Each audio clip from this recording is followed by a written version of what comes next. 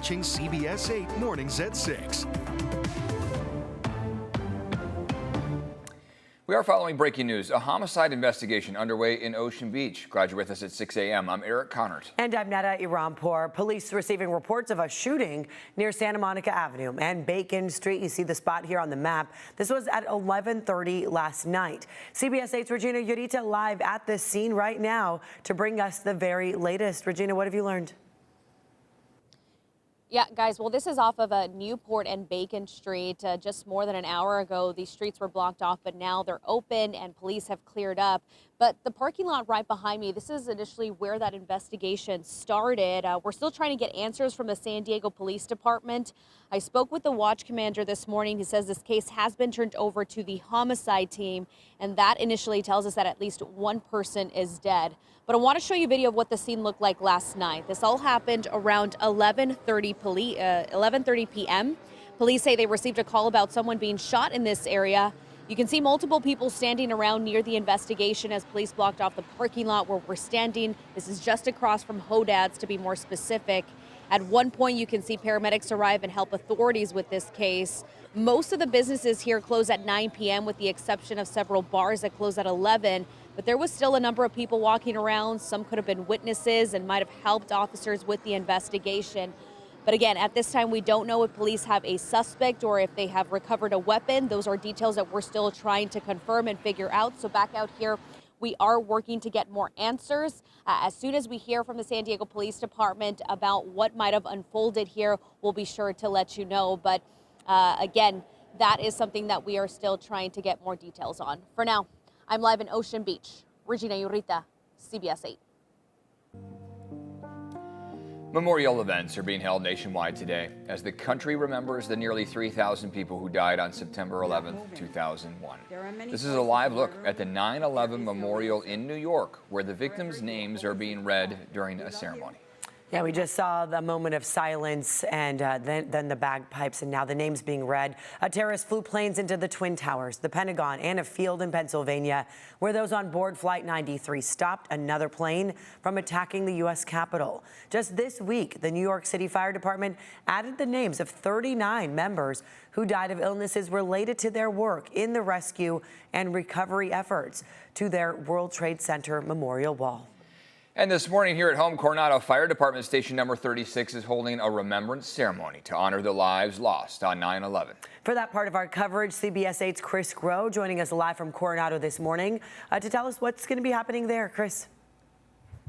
Good morning. And look, again, this has been an event that we've covered here in the past. I want to step away and just show you kind of the scene of what we're looking at right now. Again, just a quiet firehouse here in Coronado, but this is going to transform into a site of a memorial in which we will see both firefighters, city leaders, police officers, other first responders, as well as those who live in the area who will pay their respects. And in this ceremony, of course, we hear the reading of some names. We hear the ringing of bells meant to signify the lives that were lost on that day from those who served and from those who were tragically killed both in the line of duty but also in these attacks. And so this is a very somber ceremony. It's one that we see take place at a number of different locations here throughout San Diego County, throughout the entire U.S. But again, this one, when we're watching this one, especially with the bagpipes, with those sort of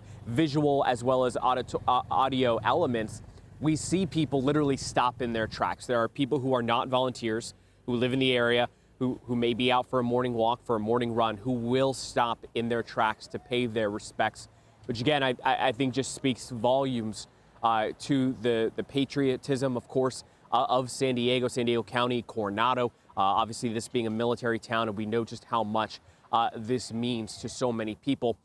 And so this will be one that we will be watching closely here at 6:15. Another part of this is that Pastor Mickey Stonier, who's the chaplain here, someone who has a unique experience, was someone who was immediately there in Ground Zero shortly after those attacks, helped to serve, did his part, has both the account of the chaos, of the sadness, but also of the healing afterwards.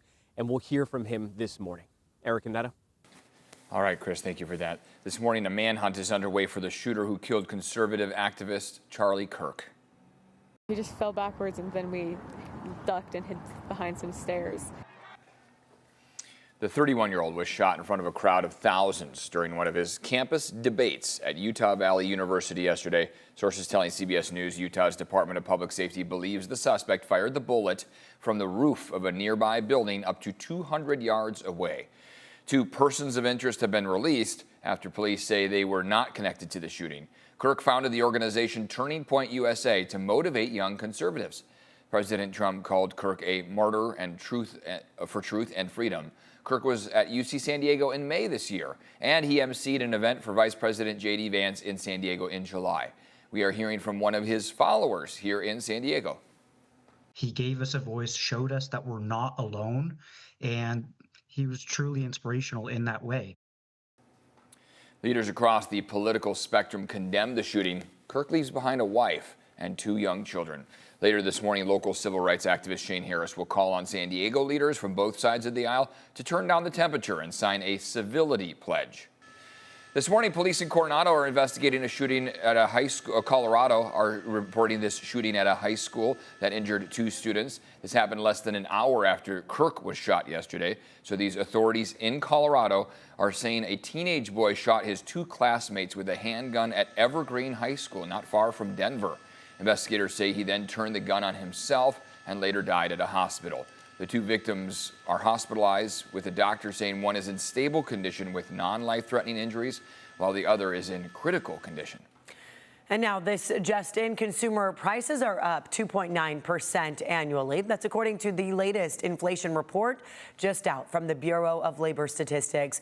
Month-to-month prices went up 0.4% in August. The latest jobless claims report is also out, showing applications jumped to 263,000 last week, the most in nearly 4 years. People looking for jobs.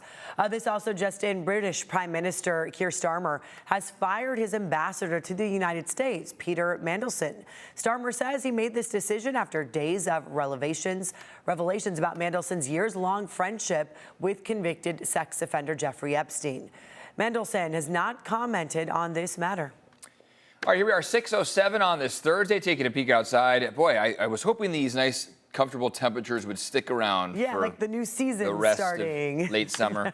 Yeah, right. We were hoping that it marked an actual change in the foreseeable future in the forecast. It's not the case. We get to enjoy these more mild temperatures through the end of the work week, and then the weekend shows a little bit of a warming trend that really kicks into high gear by next week. So summer's back next week. Yes. Summer is back as of next week. AC may be back as well. Okay. That's the downside, right? Cranking the AC. We hope you've been able to open up the windows, let in some of the cooler air. This is a live look outside at Hotel Del Coronado. You got cloudy skies, but those clouds are already breaking apart, giving us some breaks in the clouds. Perfect for the sunrise coming in 22 minutes.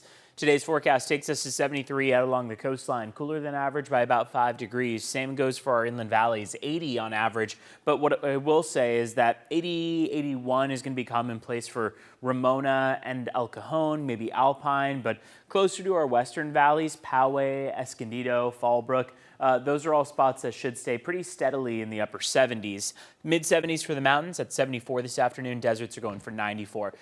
Live look outside at Mount San Miguel. Can't ask for a better start to the morning out there. Get outside, take a deep breath, enjoy the more mild temperatures that we have, not only to start the day, but even by the afternoon. And like I mentioned, that sunrise at 6:30. Sunset coming at 7 o'clock on the dot. Sadly, from here on, we'll be seeing sunsets in the 6 o'clock hour. When we look at your temperatures out the door, it's clear that we have that layer of clouds, or at least that we had that layer of clouds with us overnight because of how uniform these temperatures are. Widespread mid-60s, couple low 60s as you make your way out east. Alpine's in the upper 50s right now. Julian's at 47. They haven't seen as much of that cloud cover. Palomar Mountain at 53. So it depends on where you are as to how much of that cool air has been able to come in overnight. San Diego, for example, didn't cool down a ton. 70 degrees is where where they're at right now.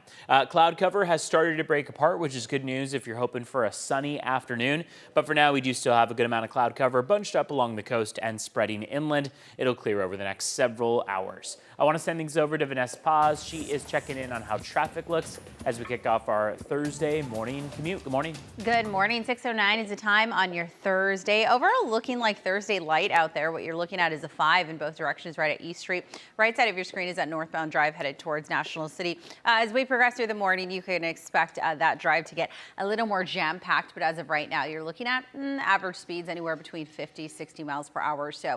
Coming at your screen, I was selfishly pulling up this one due to the sunrise. Really cool view of the mountains facing east. Coming at your screen, though, is that westbound drive on the 15 connector. All right, we have some activity in the National City area. This is on the southbound end, though, but it could slow things down if you're headed northbound towards the 15 connector. We have a crash involving 2 cars. All right, as we pull up those speeds out of the South Bay, anywhere between 60 to 70 miles per hour headed northbound on the 5 and the 805. Full speeds headed towards the toll booth and from the Barrio Logan downtown area on the Coronado Bridge. All good news there. And we're all in the green inbound from Santee. No major issues nor delays as you make your way up the summit headed towards Tierra Santa. Same deal out of Oceanside and Escondido. Very smooth ride for you headed southbound this morning. Pulling up those travel times, we're still all in the green. Green always good news. Anywhere between 10 to nearly 30 minutes to get you southbound in from Encinitas as well as Escondido. Full span of the 78 west from the 15 to the 5 under 15 minutes. Here's what it looks like coming inbound from the East County on the 94, the 8, as well as the 52. Average drive times anywhere between 5 to 7 minutes.